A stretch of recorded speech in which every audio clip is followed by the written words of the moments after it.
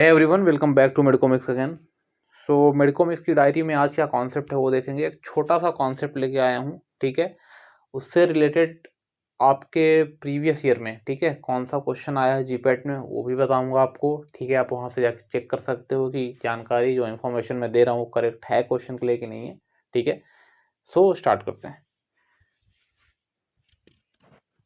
Generally आपने एक term सुनी होगी, एन्यूरिज्म, है ना। एन्यूरिज्म आपने सुना होगा, एक टर्म है, छोटा सा कॉन्सेप्ट है, देखते हुए चलेंगे। नॉर्मल एक ब्रेन का स्ट्रक्चर है, समझ लीजिए। ब्रेन है, स्पाइनल कॉर्ड, दोनों चीज़ें हैं। अगर देखेंगे आप तो एक सीएनएस समझ लीजिए, है ना। जो भी आर्टरीज होती हैं जो ब्रेन को सप्लाई करती हैं, इवेंचुअली आपने एक टर्म सर्कल ऑफ विलीज सुना होगा। सर्कल ऑफ विलीज, ठीक है, circle of Willis. Third time repeat कर रहा हूँ मैं, सर्कल ऑफ विलीज सुना होगा। तो बहुत कुछ आर्टरीज होती हैं, ठीक है, उन्हीं का वो एक यूनाइटेड फॉर्म हो सकता है, बोल सकते हो आप।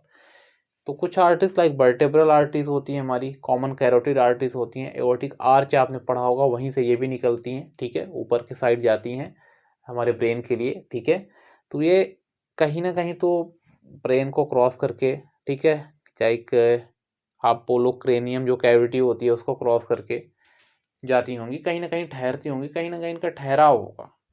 तो अब यहाँ पे हम देखते हैं, समझ लो आपने मेनिंजस पढ़ रखा है, ठीक है। मेनिंजस में बस वही अपने मैटर होते हैं, लाइक पिया या पाया मैटर आप बोलते हो, ये सारी चीज़ें होती हैं, ठीक है। तो हम इंटरनल टू एक्सटर्नल चलेंगे, ठीक है, इंटरनली टू एक्सटर्नली, और ठीक है, अंदर से बाहर की तरफ।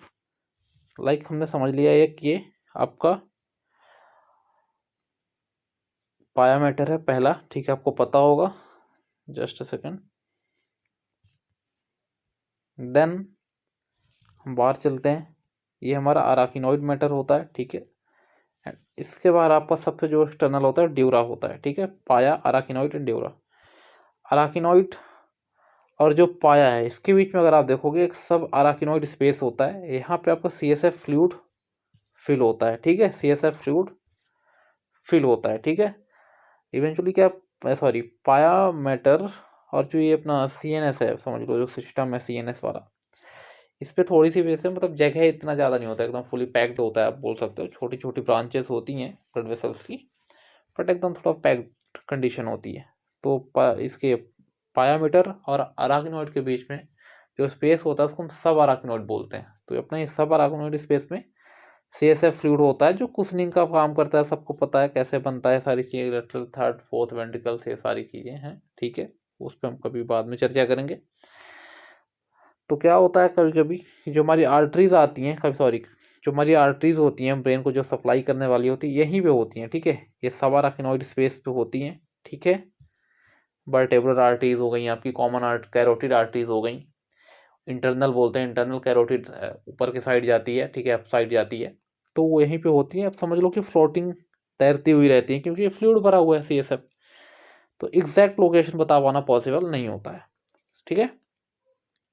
सम टाइम क्या होता है, ये आर्टरीज क्या होती हैं, डायलेट हो जाती हैं, ठीक है, अपने डायमीटर से ज़्यादा डायलेट होंगी, ठीक है।